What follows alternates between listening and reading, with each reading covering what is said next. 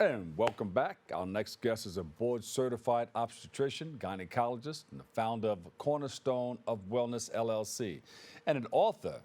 She joins us to speak about her latest book, On the Other Side of Greatness, lessons on the journey from six figures to seven, all right? Seven figures. I mean, it's a beautiful thing to come out of six figures of debt to seven figures of success. So please welcome to the show, Dr. Tawanna Gilliard. Tawanna, welcome. Thank you so much, Dr. Bob. I'm excited about being here, and thank you again for bringing me on your show. Oh, you're welcome. Now, how do you come out of all of that from six figures of debt to seven figures of success? With a lot of hard work. And I know that's right. so the title of the book, is catchy. People Uh-huh. grab it, and because people are like, oh, let me see what she did. What are the tricks? What did she do? Like let me do that. And I wrote the book because it really tells my journey Yeah, um, from almost committing suicide because of the debt. It talks about me yeah, being afraid to tell others of the debt. And I realized that because I am a doctor, people look at the title and they have a lot of assumptions that we have these marvelous lives and we don't have any issues, that we make all yeah, this money. And so I wrote the book because I think it's an injustice for us to die with our testimonies, for us not to share what we've gone through. And so in the book, I'm very vulnerable. I talk about almost committing suicide. I talk about how it took years for me to get out of this debt, over a decade. And I talk about how I finally had to open up and be vulnerable to other people and trusting to build what I call my dream team. yeah. And I think every person needs a dream team around them. I did not confide in my family. Initially, my mom found out a lot of this information in the book. Well, let's talk. Be- Let's rewind for a hot second. Um, you said you've been through some things and you just wanted to commit suicide. Give us a little background on how you got to that point. Well, I come from a very humble family. My grandfather taught us about saving, but you really don't have an understanding of the value of money and what it means. When I went to medical school, it took me more than 4 years to finish. I finished in 6 years. So I didn't have this concept of, oh, you don't take out all the loans because they say you can take them out. I just figured, oh, I'll be a doctor, I can pay the money back. And when I was a resident, they were wanting payment. And as residents, we don't make a lot of money.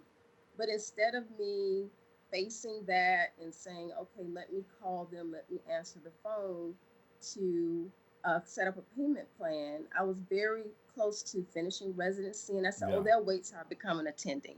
They'll wait till I'm making real money and I'll pay them then. But they didn't wait.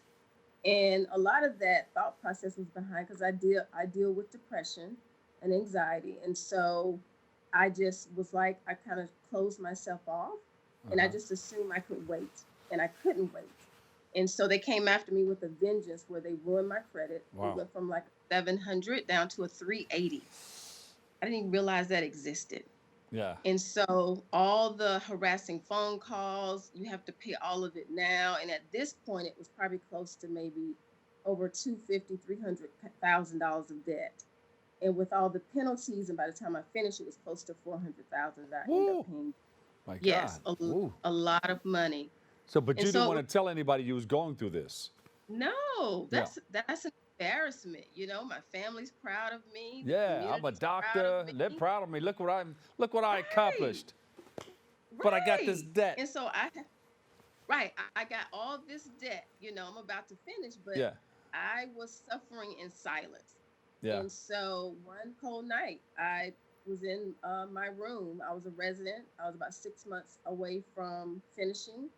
And I was just looking at everything. And when you're depressed, nothing is positive. Yeah. Yeah. I have all this debt. So all this negative thinking, thinking is what I call it. And I had a 380 that was there for protection. And Yes. yeah. Yes. And so I remember That's a rocking in pistol. my bed.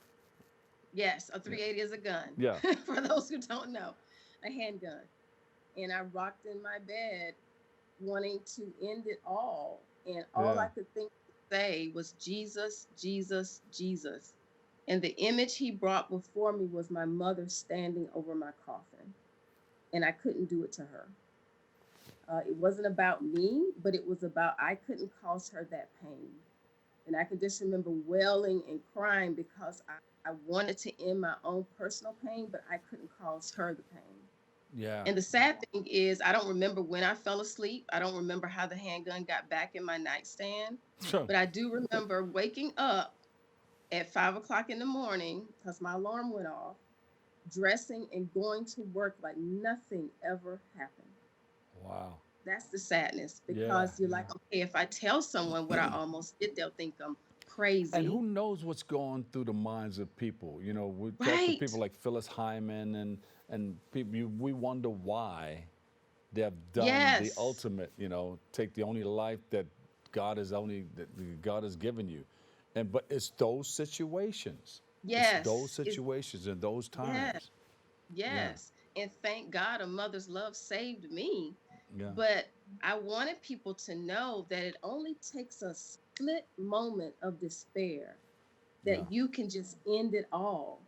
That Wow. you don't see any hope. People are like, oh, I could never do that. I'm a strong woman. I've been through a lot, but I had a dark moment. Yeah. And I almost left this earth. And I thank God for a mother's love for Because saving God me had from. another plan for you. God said, Yes, he did. He had wait a a plan minute. for me Wait to a write minute, this Tawanna. book. I've got something. Yeah, there you go. And you're helping others. Now you have the organization that you started called Cornerstone of Wellness, LLC. Talk about Yes. that a little bit.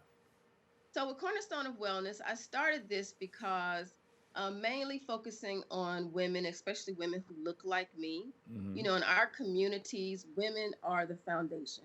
We keep the families together, we keep people Uh-huh. organized, have all this stuff on our shoulders. And if the foundation is fractured, if the cornerstone, the Bible talks about the cornerstone, if Yes, the cornerstone is not strong, then how can you build? that's right. So, with the foundation, my hope is to provide motivational speaking. I provide programs where I put on retreats for women of color to come together so we can pour into ourselves and to understand that we have to make ourselves a priority because you cannot give from an empty cup. You cannot. So Yeah. I believe in what I call the saucer ministry. You have a teacup and you put it on the saucer. You need to give from the overflow, Yep. right? There you go. So, Talk about it. That's what's up. so Amen. yeah, so that's the purpose behind that. Yeah.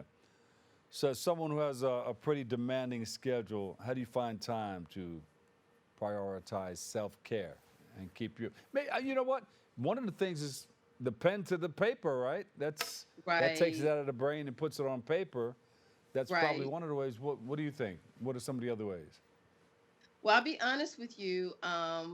I had a lot of health issues. I talk about that in the book as well. I'm non-clinical now. I don't deliver babies anymore. I don't get up at 3 o'clock in the morning, run into anybody's hospital anymore. That part of my life is over. So I work from home for a large insurance company. Hmm. And when I got to the point of financial independence, and what financial independence looked like for me is that I had no debt. Everything was paid off, house, car, everything was taken care of. My family was secure, and I had a substantial my financial portfolio.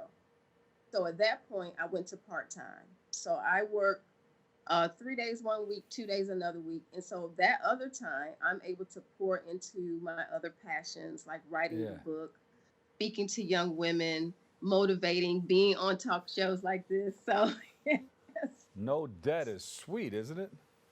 it is sweet. Because you It worry is that it sweet. comes with a little bit of worrying when you're thinking about, oh, this is coming up again, you know. But when you don't have to worry about that, you can become a little more creative. You hit the nail on the head because debt shackles you. When you have a lot of debt, you can't make smart decisions as far as your career. You get into a position where you feel like you're trapped, like, oh, I have to stay at this job. This is all I have because I Yeah. owe all this money. But when you can get financial freedom, it truly frees you to be Hmm. more creative and not carry that stress because Acid destroys the container before it harms anyone else. People waking up with, all this debt on them, and they're worried about it. Stress affects the body. Yes. All these ailments, hypertension, diabetes, all these things are due from chronic stress and the overproduction of cortisol. I'm All not right. going to get too deep No, into no, that. no. I understand where you're going, but I got about a minute left, minute and a half. Okay. Tell us, how do you climb out and live debt free? How do you? What are some of the steps? Give us a couple of tips. Well, first thing, small intentional steps, they add up. Be intentional about what you're doing. Build a team around you. Find a good friend you can confide in who can be with you on the journey. Get an accountant. Find a financial advisor. There are so many free things out there, people can help you. Start Mhm. looking at why you're spending the way you're spending and do the work. If it's because of mental health and you're making bad decisions based on that, do the work to fix that. Whatever it is, pour into yourself and realize you are worth the journey. And pray. And pray, And pray. definitely. Keep the Lord Pray. first. Pray about it. That's right. Give us your website and where we can get more information on what you're doing. Social media website. Yes. You can go to my website. It's cornerstoneofwellness.com. You can find the book at my website if you'd like an autographed copy. You can also find me on Amazon, Barnes and Nobles, and the Audible will be out in a couple of weeks. And look up Cornerstone in the Bible too. Dr. That's right. Tawanna Look it up. Gilliard, thank you. On the Thank other you. side of greatness, lessons on the journey from 6 figures of debt to 7 figures of success. It's a beautiful thing. Tawanna, thank you. Doctor, we appreciate you. Thank you. All right.